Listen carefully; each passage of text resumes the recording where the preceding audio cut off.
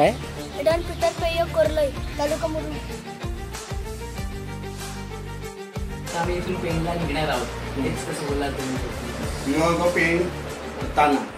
जय शिवराय मित्रांनो, आज आपण जाणार आहोत पोर्तुगीजांच्या गावाला, जिथे पोर्तुगीज भाषा बोलली जाते. ते गाव म्हणजे कोरलई. रायगडमध्ये जिथे कुंडलिका नदी समुद्राला मिळते त्या संगमावर हे कोरलई गाव वसलेलं आहे. कुरुळ गावाच्या रस्त्यालगत असलेल्या कमळाच्या तलावाने लक्ष वेधून घेतले. कमळ आणि त्याच्या पानांनी भरलेले हे तलाव अतिशय सुंदर दिसत होते. कोरलई हे गाव अलिबागपासून फक्त 20 किलोमीटर अंतरावर आहे. कुंडलिका खाडीवरील हा पूल ओलांडल्यावर उजवीकडील रस्ता कोरलई गावात जातो, तर डावीकडील रस्ता बिर्ला मंदिराकडे जातो.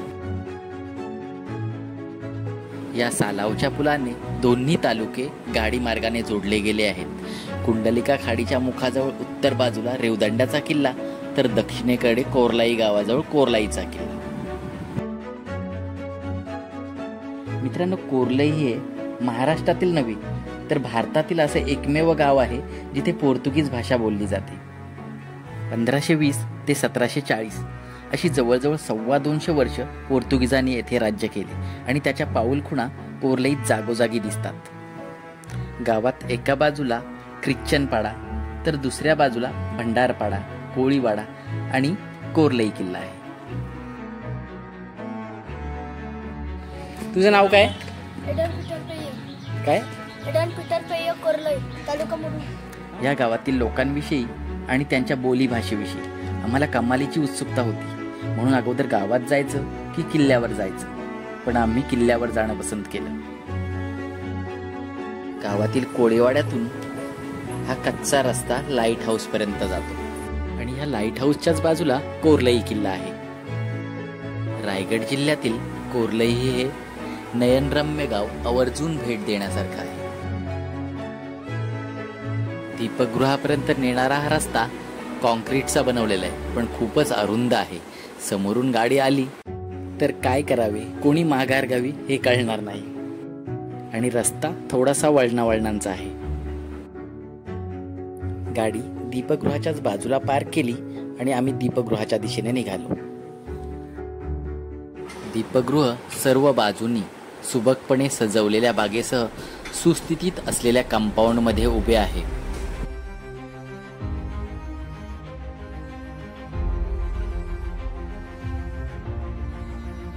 कोरलाई दीपगृह हे पूर्णपणे स्वयंचलित दीपगृह आहे, जे 1955 मध्ये बांधण्यात आले.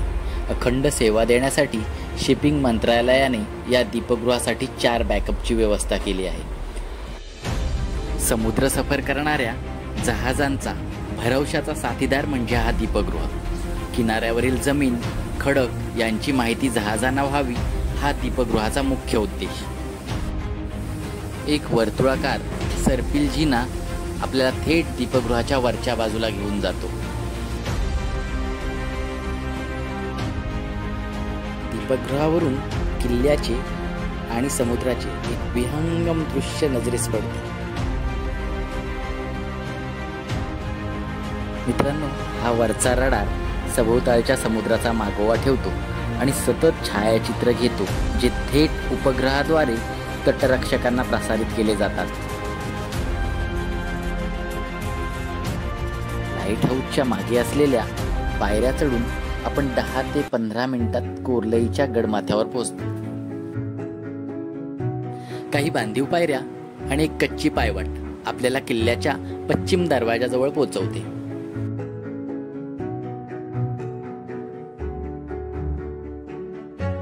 दरवाजातून आपण आत आलो की उजव्या बाजूला बाले किल्ला आहे आणि डाव्या बाजूला वळलो की आपण उत्तरेकडील प्रवेशद्वाराशी येतो.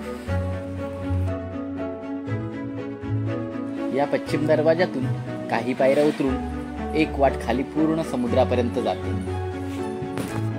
तेथून रेवदंड्याचा परिसर आणि समुद्र याचं एक विहंगम दृश्य नजरेस पडतं. मित्रांनो, समोर जी वर्तुळकार कमान बघताय ना, ही फार कमी प्रमाणात किल्ल्यावर बघायला मिळतं, कारण मराठ्यांच्या स्थापत्यशैली प्रभावाखाली महिरपी कमान असतात. थोडेसे पुढे आल्यावर आम्हाला ही तोफ बघायला मिळाली. या तोफेच्या समोर आपल्याला कुंडलिका नदी आणि अरबी समुद्राचा संगम आणि सालाव ब्रिज बघायला मिळतो. हा किल्ला एकूण 5 टप्प्यात बांधलेला आहे. असे 5 दरवाजे ओलांडले की आपण बाले किल्ल्यात पोहोचतो. थोडंसं पुढे आल्यावर एक मोठं प्रवेशद्वार लागतं. हेच बाले किल्ल्याचं मुख्य प्रवेशद्वार असल्यासारखं वाटतं. या प्रवेशद्वारातून आत आल्यावर डाव्या बाजूला एक बेलाचं मोठं झाड बघायला मिळतं आणि समोरच तुळशी वृंदावन आणि रत्नेश्वर मंदिर बघायला मिळतं. या किल्ल्यावर मराठ्यांचा अंमल सुरू झाल्यावर या शिव मंदिराची उभारणी झाली असावी. मंदिर छोटसच पण खूप सुंदर आहे. या मंदिराची रचना थोडीफार चर्च सारखीच वाटते, पण हे तुळशी वृंदावन बघितल्यावर मनाला वेगळंच समाधान मिळतं.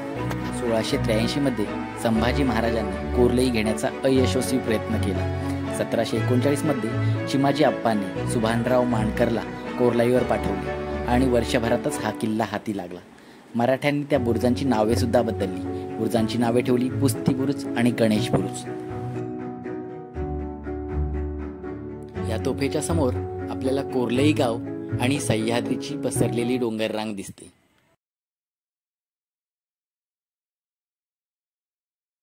या किल्ल्यावर आपल्याला एक वैशिष्ट्यपूर्ण विहीर बघायला मिळते. गंमत म्हणजे चहूबाजूंनी समुद्राने वेढलेला असून सुद्धा या विहिरीचं पाणी अगदी गोड आणि चवदार आहे. पाण्याचे बाष्पीभवन होऊ नये म्हणून टाकी वरून बांधून काढलेली आहेत. मामा तुम्ही इथेच असता? म्हणजे काय काय करता तुम्ही इथे? साफसफाई, झाडांना पाणी, किल्ल्याची पूर्ण आणि बाकी जे येतील गडावर फिरण्यासाठी त्यांना थोडंसं गायडन्स करता. मामा तुम्हाला सॅलरी वगैरे पगार वगैरे कोण देतो? किती वर्षापासून तुम्ही आहात? 3 वर्ष झाली.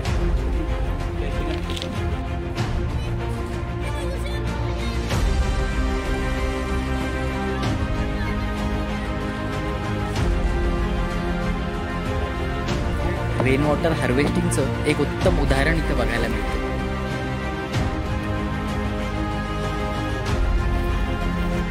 पाण्याच्या टाक्यांच्या पुढे आल्यावर माथ्यावर शिलालेख असलेल्या प्रवेशद्वारातून या किल्ल्याचं मुख्य आकर्षण असलेल्या चर्च समोर आपण येतो. या चर्चचं छप्पर जरी उडालेलं असलं तरी भिंती मात्र चांगल्या अवस्थेत आहेत. हा आहे किल्ल्याचा मुख्य भाग, पोर्ताज रिहाल. याच्या मुख्य दरवाजावर एक शिलालेख दिसतो. यावर पोर्तुगीज राज्यसत्तेचं एक चिन्ह देखील दिसतो व त्या चिन्हाखाली पोर्तुगीज भाषेत एक मजकूर सुद्धा लिहिलेला आहे. हा किल्ल्याचा भाग बऱ्यापैकी शाबूत आहे. किल्ल्याची भक्कम तटबंदी आणि रचना आता जवळजवळ कंबरभर उंच गवतांनी झाकलेली आहे. शतकानुशतके झीज आणि दुर्लक्ष होऊनही हे किल्ले काळाच्या कसोटीवर टिकून आहेत.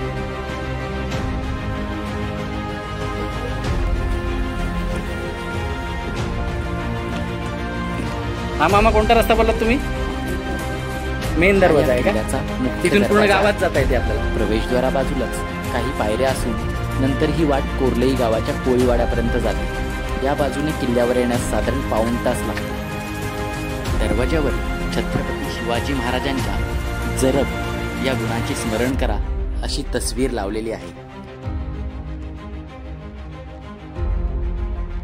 कोर्लई किल्ल्यावर फिरताना जागोजागी तटबंदीत ठेवलेल्या जंग्या लक्ष वेधून घेतात.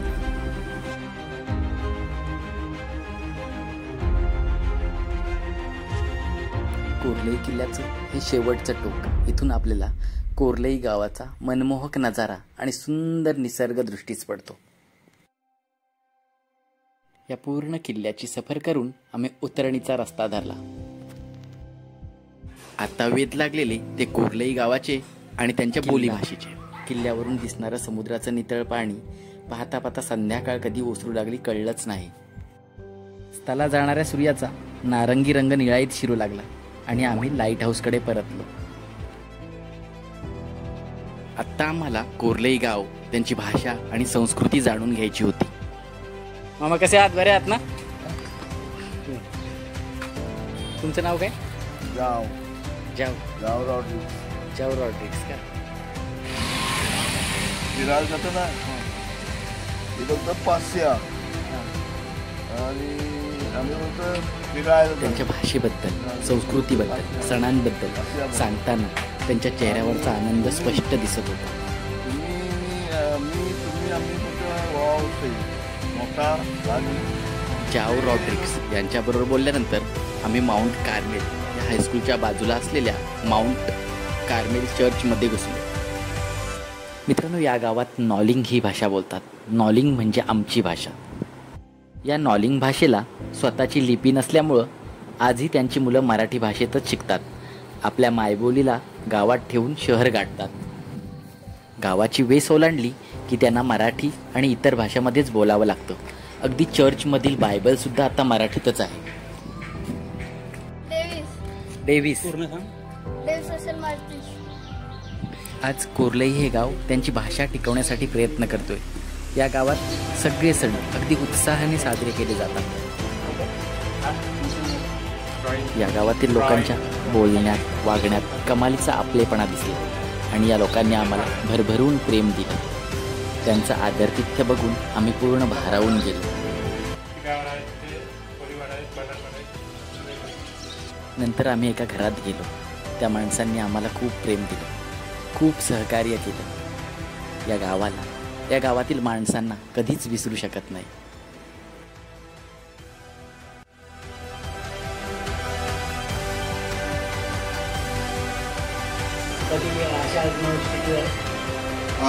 या गावात जर पाहिलं ना तर पोर्तुगीज याच्या संस्कृतीप्रमाणे भाषेप्रमाणे जर आपण पाहिलं तर वेगळंच आडनाव जास्त आहे आणि सेकंड नंबर लागतो ते मार्टिस आडनावाची असं. आणि नंतर डिसोजा आहे, त्याच्यानंतर पेई आहे, पेई एक आडनाव आहे, डिसोजा, पेई, रॉच आहे, कोरिया, असे हे लहान लहान कुटुंब आहेत.